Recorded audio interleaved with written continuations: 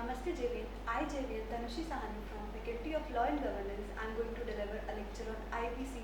We have already covered the chapters of IPC. Today I will deal with few of the sections of IPC.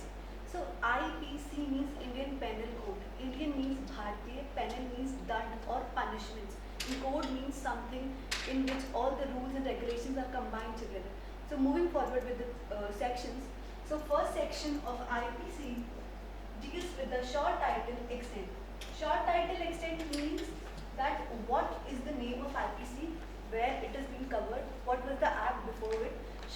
IPC means Indian Penal Code, which is applicable to whole of India. Previously, before 2019, it was not applicable to Jammu and Kashmir. RPC, that is Ranveer Penal Code, was being applicable in Jammu and Kashmir. But after the Jammu and Kashmir Reorganization Act 2019, Jammu and Kashmir is a part of India. So as we know that Indian Penal Code covers India and India covers Jammu and Kashmir, thus IPC is applicable on Jammu and Kashmir also. Moving forward to section 2, it means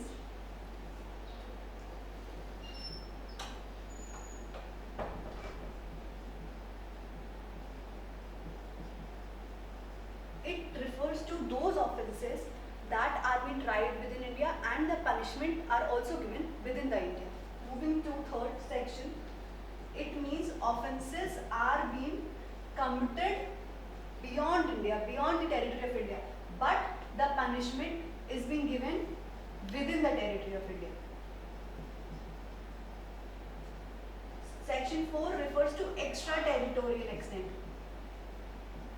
That means if any person of India commits a crime in the sea water or on the border, then also IPC will prevail on that particular person. Next section is, suppose we can take, if there is a conflict between general law and a special law, then special law will prevail over any certain law or any general law. This is covered under section 5. So section 5 means special law will prevail.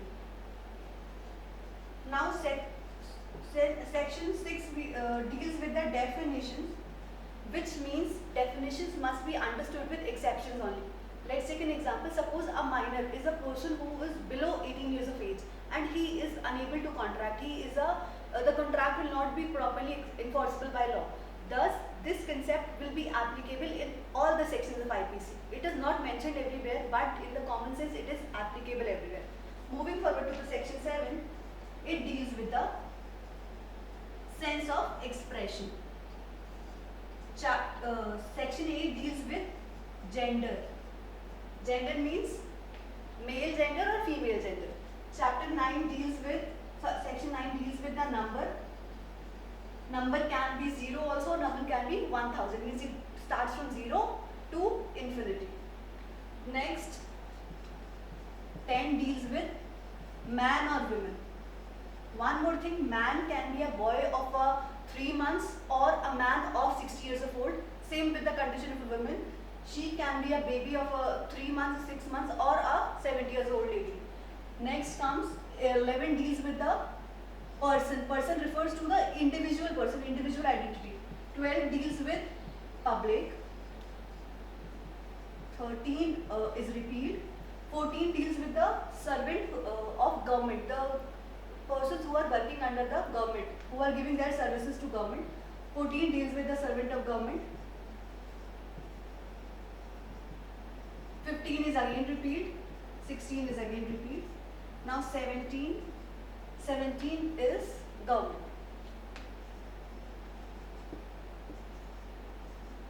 18 refers to India. These comes under the general explanation. Till here we have covered the first part.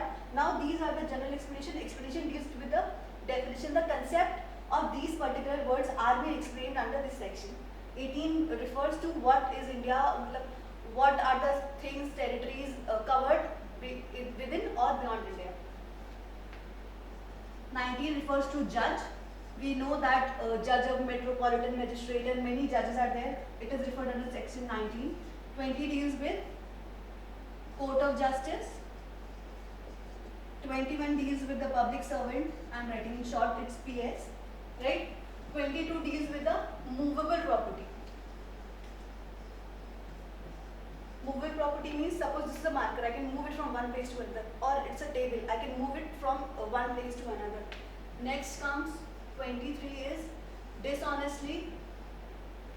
24 refers to the fraudulently behavior. If I have committed fraud with any person, it will come under this section.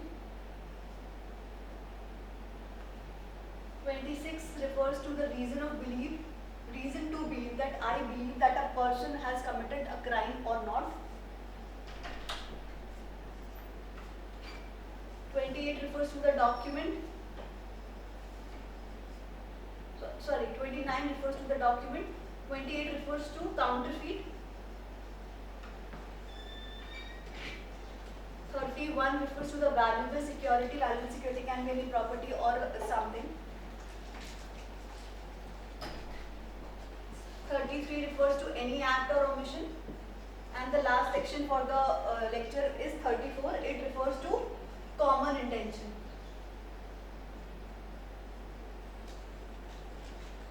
Common intention means a common intention. Suppose I and many four people come together and started committing a crime, it will come under the section common intention. So these are the sections from 1 to 34 covered in the today's lecture. I will cover next in the next lecture. Thank you.